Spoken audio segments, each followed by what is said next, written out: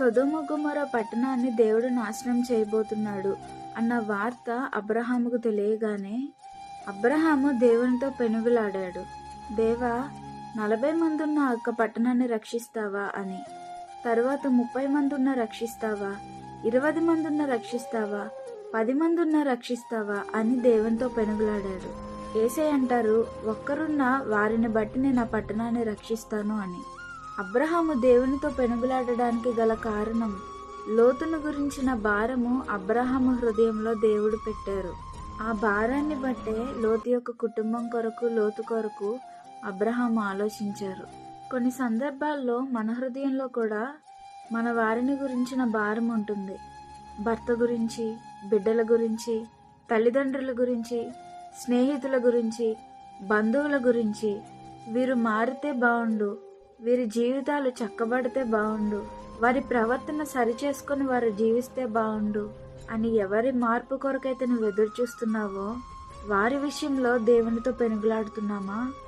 ఎవరి విషయంలో దేవుడు నీ హృదయంలో భారం పెట్టారో వారి నిమిత్తం దేవుని ఎదుట దీవారాత్రులు మొరపెడదాం. ఎవరి మార్పునైతే నీవు చూడాలనుకుంటున్నావో వారి విషయమై గోజాడదాం. ఓ తల్లి, నీ బిడ్డల గురించి, వారి భవిష్యత్తు గురించి, వారి మార్పు గురించి దేవుని ఎదుట చింతిస్తున్నావా? భార్యగా నీ భర్త మార్పు కొరకు ఎదురు చూస్తున్నావా? బిడ్డలారా, మీ తల్లిదండ్రులు మారాలి అని ఎదురు చూస్తున్నారా?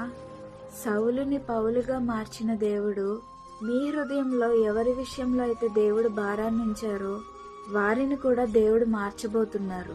ఒక విషయం ఏంటంటే, సౌలు పౌలుగా మారిన తరువాత ఎంత గొప్ప సేవ చేశాడండి. దేవుని కొరకు హతసాక్షి అయ్యేంతలాగా ఆయన సేవ చేశారు. మీరు కూడా ఎవరి మార్పు కొరకైతే ఎదురు చూస్తున్నారో వారు మారిన తర్వాత వారి జీవితం కూడా మారబోతుంది. అనేక మందికి దేవుడు వారిని కూడా పౌలు వలె ఆశీర్వాదకరంగా చేయబోతున్నారు. అయితే దానికి పునాది మన యొక్క ప్రార్థనలై ఉండాలి.